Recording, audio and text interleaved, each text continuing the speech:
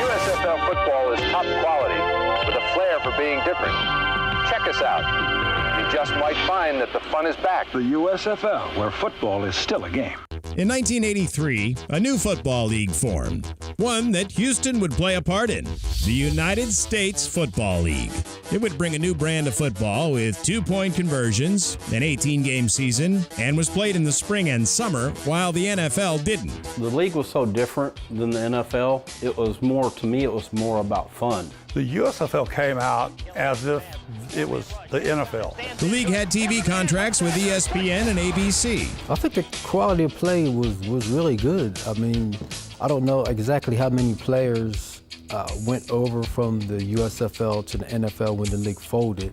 But once again, you already mentioned some like Reggie White, and you had Herschel Walker, you had Steve Young. Despite all the great players who played during the USFL's three-year run, there's only one player who can say, he scored the first 2 touchdowns ever in the first USFL championship game. That's like really big. Derek Holloway calls Houston home now.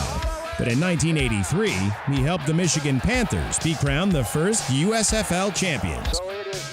In year 2, expansion would make its way to Oklahoma, Memphis, Jacksonville, Pittsburgh, San Antonio, and Houston. To begin to study the different nuances of springtime football, it made so much sense. The stadiums were available, the cities were available. Dr. Jerry Argovitz helped businessman Dave Dixon with starting the league, and the former dentist, real estate mogul, and sports agent ended up with a USFL team in the Bayou City. I made a deal and bought Dave Dixon's franchise for Houston franchise. This would be the first time he'd owned any sports team.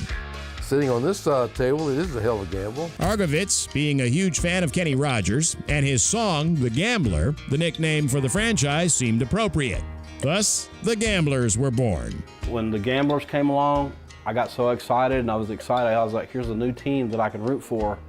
And it's like, man, they just go up and down the field. I was like, it's amazing. What was being witnessed was the run-and-shoot offense, perfectly orchestrated by quarterback Jim Kelly, who threw for over 5,200 yards and 44 touchdowns in his first season, both USFL records. Jim said if it hadn't been for the USFL, he wouldn't have made the Hall of Fame.